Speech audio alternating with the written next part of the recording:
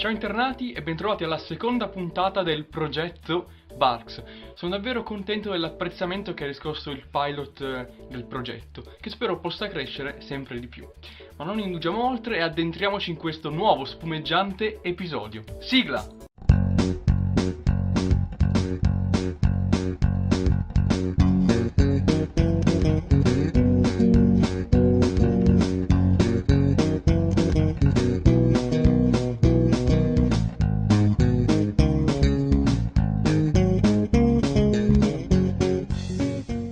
In questa puntata analizzeremo il biennio 45-46. Barks migliora a vista d'occhio, sviluppando sempre di più il carattere e la psicologia dei paperi. Inoltre comincerà a produrre anche qualche 10-pagers che non punti solo a far ridere, ma anche a veicolare messaggi più o meno importanti. Ma cominciamo subito con quello che è un vero gioiello, Paperino e il terrore di Gola Secca.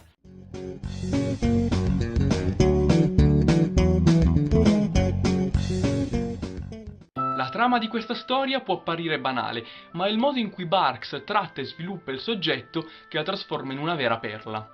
Paperino compra per $30 una casa galleggiante nell'Ohio e decide di andarci con i nipotini per una vacanza.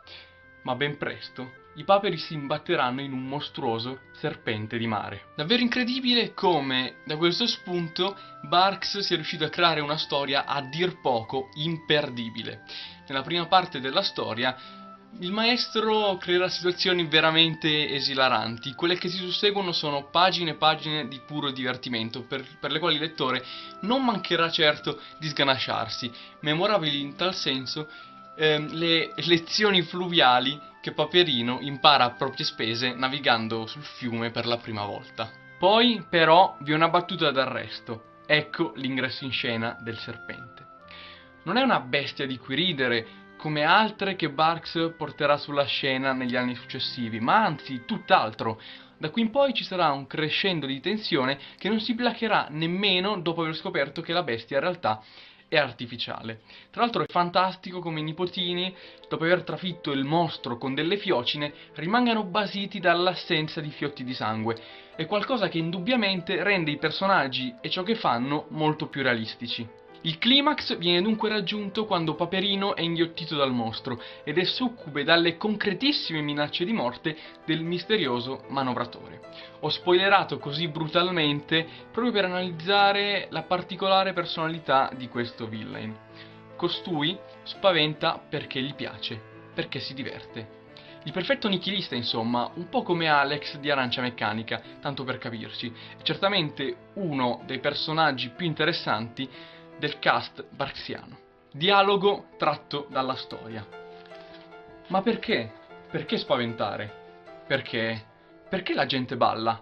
Perché le piace? Perché la diverte? A me piace spaventare a morte la gente. Un vero e proprio psicopatico, insomma, da Criminal Minds. Davvero, davvero grandioso, soprattutto per quegli anni e per un fumetto Disney. Per quanto riguarda i disegni, il serpente è tratteggiato benissimo, e così le ambientazioni e i protagonisti, sempre decisamente espressivi, come Barks, d'altronde, ci ha abituato. La particolarità di questa storia è senza dubbio che, quando viene pubblicata in Italia per la prima volta su Topolino, venga completamente stravolta. Alcune vignette sono sostituite da altre, vengono eseguiti rimontaggi assurdi e soprattutto la vicenda è ambientata in Italia! Sì, proprio in Italia, a Gola Secca, che è un paesino che esiste veramente in provincia di Varese, sul Ticino, che è proprio il fiume su cui i paperi navigano. Cioè, nell'avventura poi Paperino cita addirittura il Po, l'Adda, Como, Pavia, roba da matti, un casino assurdo in questa sconclusionata prima versione nostrana. Link index in descrizione.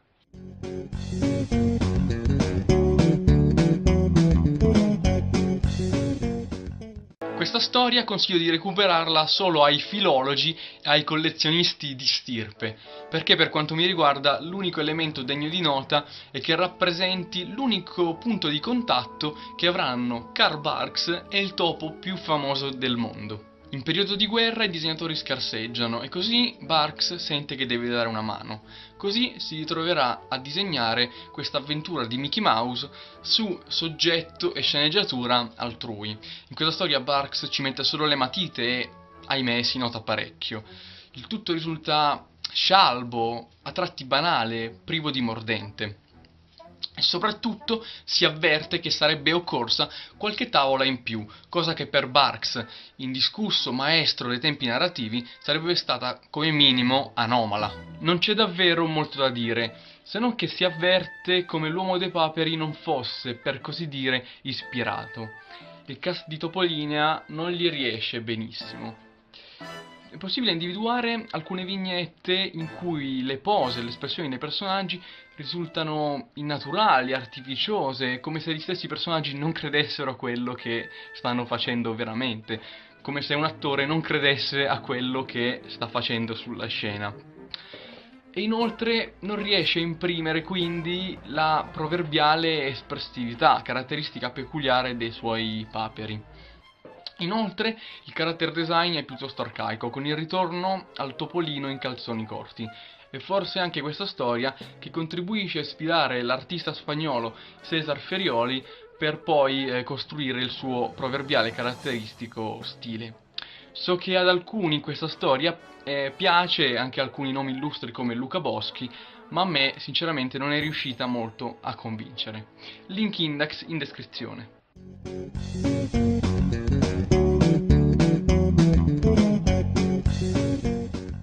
Ecco, questa è proprio una delle storie più azzeccate per parlare di stravolgimenti di un'opera originale. Stavolta il bavaglio della censura non viene applicato in Italia, ma bensì già negli Stati Uniti, dove in sede editoriale si decide di cambiare il finale di Paperino e l'incendiario. Il perché di questa scelta? Prima di parlarne è giusto trattare prima un pochino la storia in questione, che è decisamente atipica sia nella forma che nei contenuti. Per quanto riguarda la forma, è inconsueta a causa della gestione delle tavole. Ogni pagina, infatti, contiene circa 10 vignette, in luogo delle canoniche 7-8.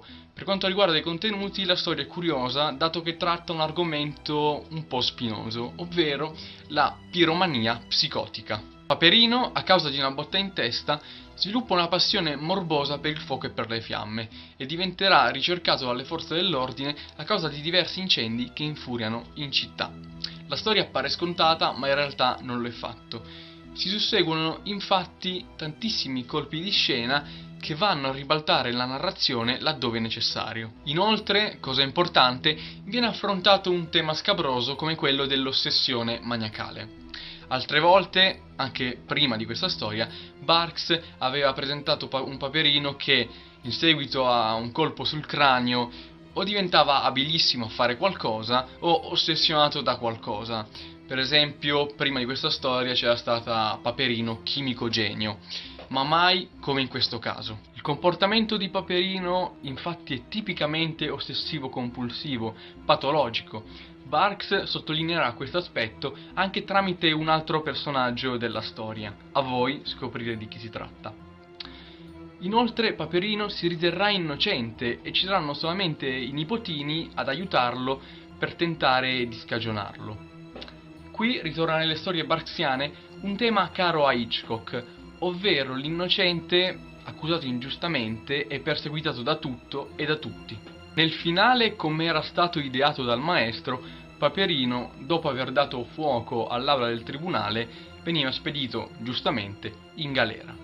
Gli editor però ritengono questo finale troppo diseducativo e quindi cambiano completamente il finale, inserendo delle vignette che rendono tutta l'avventura un sogno di Paperino. Ora, queste cose fanno parecchio incazzare. In primo luogo perché quello del sogno è un cliché orribile e abusatissimo. In secondo luogo perché, a mio parere, è l'idea di fondo a essere sbagliata. Io sono assolutamente contrario alla censura. In questi casi, secondo me, le cose da fare sono due. Pubblico la storia non pubblico la storia. Non c'è la terza ipotesi, pubblico la storia rimaneggiata e stuprata, o comunque in questo caso ridisegnata, anche male, da un altro artista. In terzo luogo, inoltre, non vedo come il finale di Barks avrebbe potuto essere diseducativo per i lettori, perché qui secondo me non ci sono nemmeno gli estremi per censurare la storia. Cioè, ditemi voi come un finale del genere avrebbe potuto nuocere alle menti dei lettori. Anzi, cioè, non penso che leggendo questa storia poi avremmo visto dei bambini andare in giro con la tanica di benzina e fiammiferi. Inoltre, io non vedo il finale di Barks diseducativo, anzi tutt'altro. Paperino commette un reato, Paperino viene punito, Paperino finisce in prigione. Quindi, cari editor, non combiniamo le ste cazzate, perché poi i posteri ne risentono. In ogni caso, sono riuscito a reperire la vignetta conclusiva della storia, come sarebbe stato nelle volontà di Barks, ridisegnata anni dopo dall'artista olandese Dan Gibbs, che infatti ha un tratto veramente similissimo a quello di Barks. La vignetta è in svedese e ve la pubblico qui, e da quello che sono riuscito a capire, Paperino si sta lamentando del fatto che i giudici non indossino toghe ignifughe o una cosa del genere. Sarebbe stato un finale simpatico, carino e per niente diseducativo per i motivi che vi ho già detto prima. Invece no, grazie al genio di turno ci tocca vedere una storia che finisce in un modo che è veramente terribile, che si fa beffe del lettore e che è pure mal disegnata nelle ultime due vignette.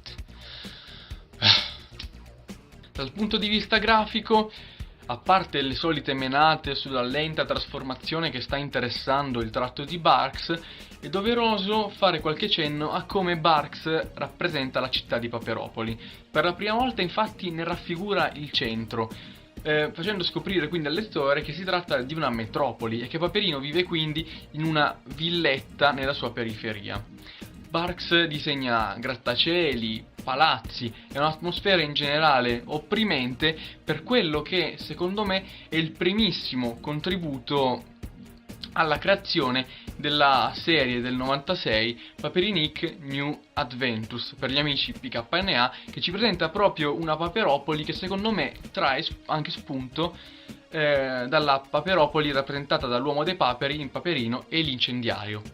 Link index della storia in descrizione. Inauguriamo subito l'angolo delle 10 pagers di questa puntata con Paperino e il ladro fantasma. Storia veramente esilarante, grazie anche, forse soprattutto, all'adattamento italiano dei dialoghi, che, seppur fantasioso, è non per questo meno valido. In questa storia Paperino accusa i nipotini di depredare il frigo nottetempo, ma in realtà si scoprirà ben presto che il colpevole è proprio lui. Da qui si scaturirà una serie di divertentissimi siparietti comici, di cui uno a sfondo bellico. Paperino, che è sonnambulo, infatti esclamerà rivolgendosi a qui qua, e qui leggo: "Vi vedo, piccoli giapponesi dagli occhi a mandorla, vi infilzerò con la mia baionetta come pezzetti di montone arrosto". Tutto ciò è completamente sostituito nelle future edizioni della storia, è completamente stravolto nelle edizioni italiane. Da citare poi è anche Paperino il Picchio, gioiellino di comicità fisica e slapstick. Per una volta è un fumetto di Barks a ispirare un cortometraggio, che il cortometraggio ispirato si chiama Il clown della giungla.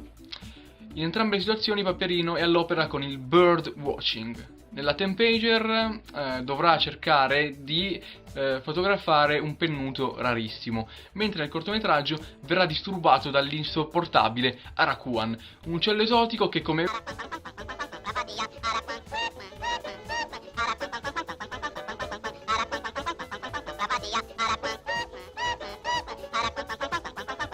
scommetto che ve lo ricordate tutti.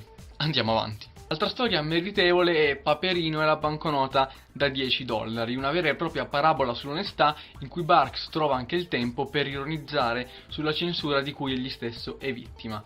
Paperino e buoni propositi invece è la prima 10 pager, permettetemi di dirlo, capolavoro.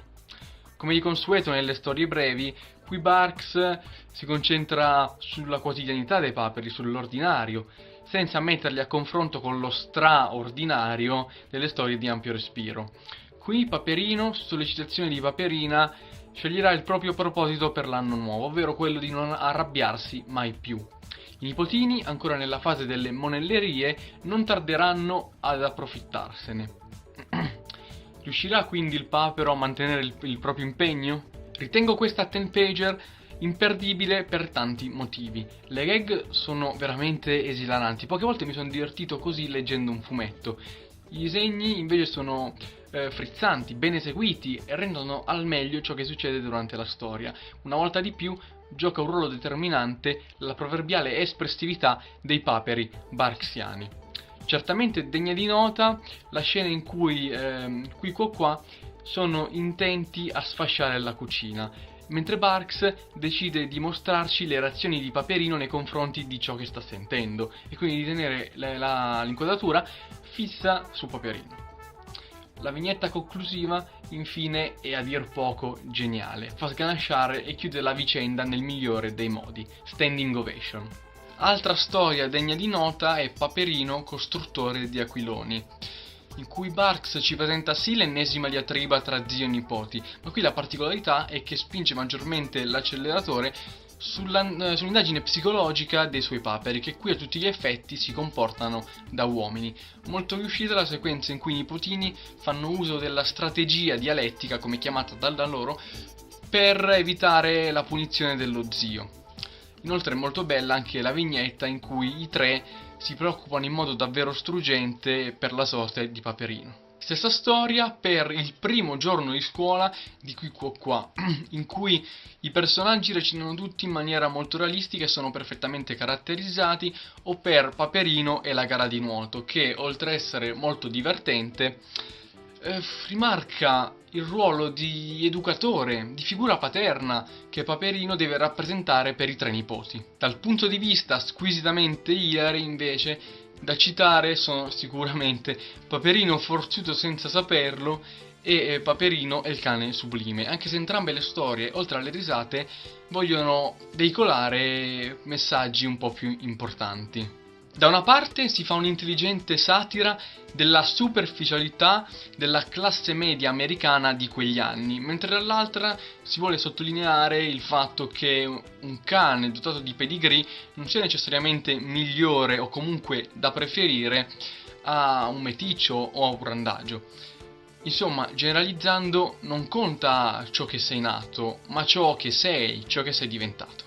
Siamo giunti alla conclusione della seconda puntata del progetto Barks. Io spero che vi sia piaciuta e in tal caso vi esorto a farmelo sapere con un commento e mettendo mi piace. Inoltre è anche importante che condividiate il video per far conoscere il video e il progetto a più gente possibile. Inoltre, se non siete ancora iscritti, vi esorto a farlo in modo da non perdervi nemmeno una puntata di questo progetto che sto portando avanti. Io vi saluto, vi rimando al prossimo video e vi lascio alle papere. Ciao a tutti! Ecco che dopo tante pagine scanzonate fanculo. È una bestia temibile e terribile e non so che cazzo altro da aggiungere. La narrazione infatti viene fanculo nelle volontà di Barks. È stata fanculo esilarante che anche Dio. Questa storia che è veramente esilarante, anche e soprattutto fanculo. Per una volta è un corto fanculo, però non conta ciò che sei quando sei nato, ma conta ciò che sei diventato. Punto. Perché ho detto punto? Perché ho detto punto? Perché sono un pirlo.